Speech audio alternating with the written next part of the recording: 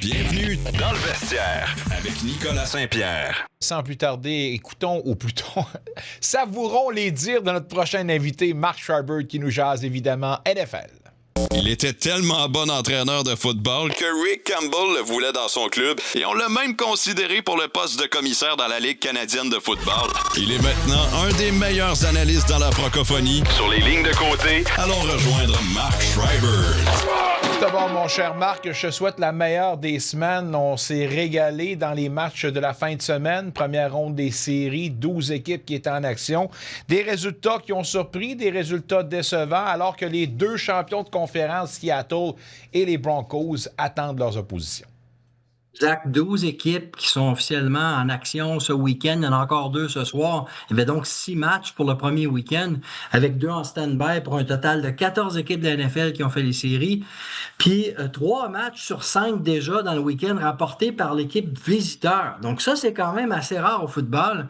Et donc, c'est impressionnant parce que si je reçois le seul match d'une ronde, parce qu'il y en a un seul match, c'est pas des 4 de 7, ben c'est parce que j'ai eu une fiche qui démontre, ou encore une possibilité que j'ai gagné ma division. Et donc, c'est quand même important. Puis il y a 4 matchs sur 5 qui se sont terminés avec un score de moins d'un touché, dont la majorité des matchs dans les 2-3 dernières minutes, c'était quelque chose à voir. Puis pour ceux qui ont vu ça, j'ai jamais vu, Nicolas, j'ai essayé de fouiller dans les statistiques, j'ai jamais vu autant de coachs faire le choix de tenter le 4e essai. Dans le milieu de terrain, même dans la zone adverse, on voulait absolument garder l'attaque sur le terrain. Et c'était impressionnant de voir ça et ça n'a pas toujours été dans le sens de l'équipe qui osait prendre la chance. Si on s'arrête justement sur des matchs en particulier, commençons par le résultat de 34-31 en faveur des Rams qui affrontaient les Panthères. Comment as-tu vu la situation pour eux? Ce match-là, il était offensif. C'est pour moi un des matchs offensifs du week-end parce que on est allé au total, les deux équipes ensemble, 9 fois dans la zone payante, la zone rouge, puis on a marqué des points 8 fois. Au 4e quart seulement, on s'est échangé l'avance 4 fois. Et c'est à 43 secondes de la fin qu'on a réussi à marquer puis gagner le match côté des Rams sur une passe de 19 verges de Stafford. Donc, on était sur le bout de notre siège constamment. Je dois t'avouer que les Panthers, Nicolas, m'ont surpris. Moi, je trouve que c'est une équipe qui a été chanceuse de faire essai éliminatoire, était dans une division relativement faible. Et puis, ils ont même perdu le dernier match de leur saison régulière, sont rentrés par la porte arrière. Et puis, ils ont réussi à aller chercher un super bon match parce que je trouve, moi, j'ai établi une faiblesse dangereuse pour les Rams. Ils sont pas très forts sur les unités spéciales. On a de la difficulté à avoir du succès, à dégager le ballon, à protéger son batteur. Je pense que c'est peut-être quelque chose qui va leur jouer un tour si on s'habitue pas rapidement.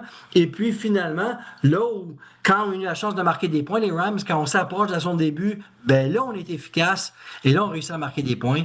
Et donc, dans ce match-là, pour moi, la logique était respectée. Samedi soir, on semblait voir les Packers en plein contrôle de la situation. En première demi, tu mènes par 21-3.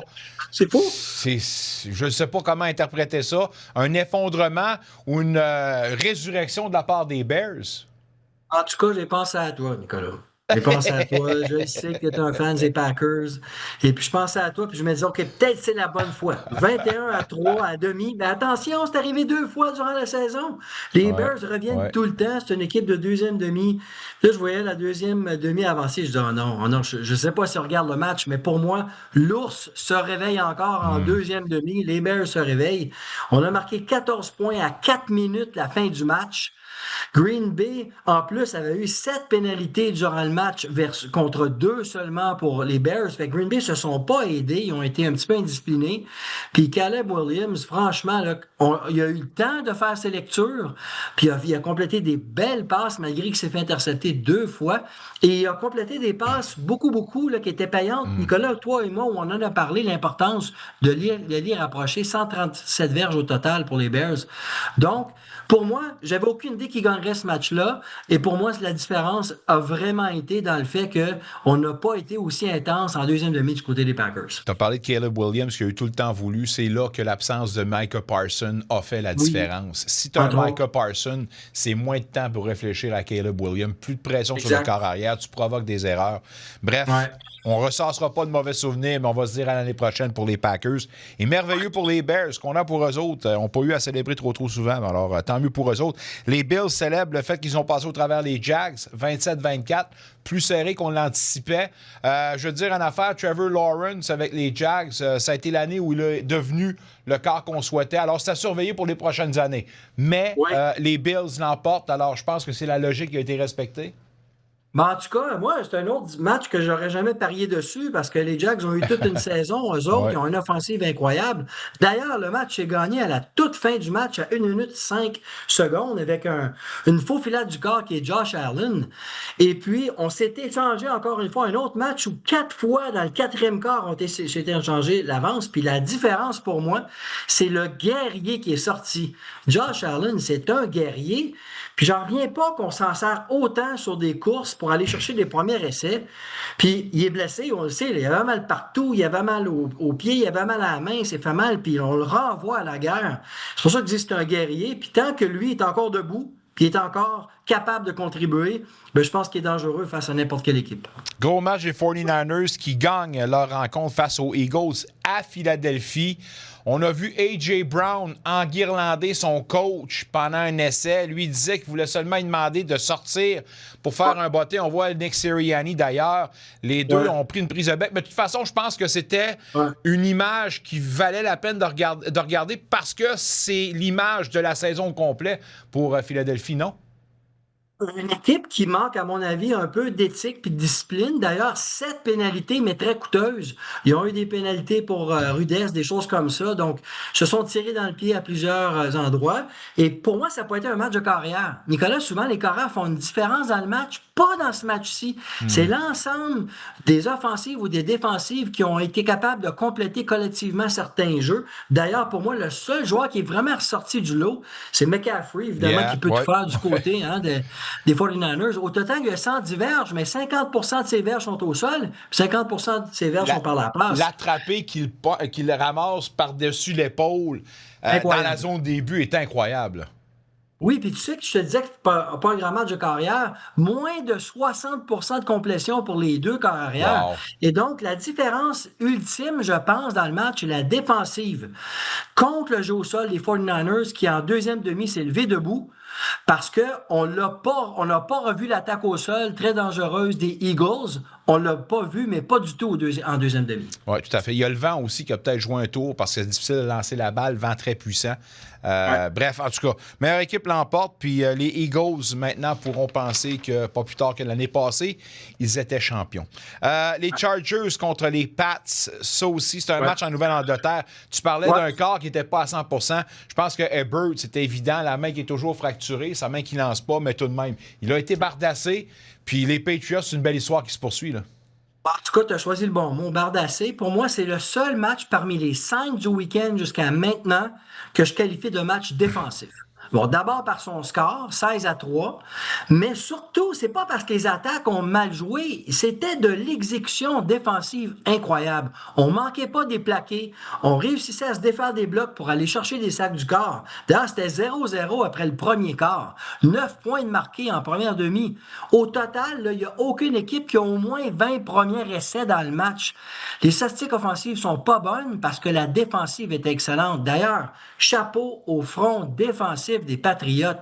En fin de match, on les aura vus d'ailleurs comment ils sont explosifs, sont difficiles à bloquer, 6 sacs du corps pour les Patriotes.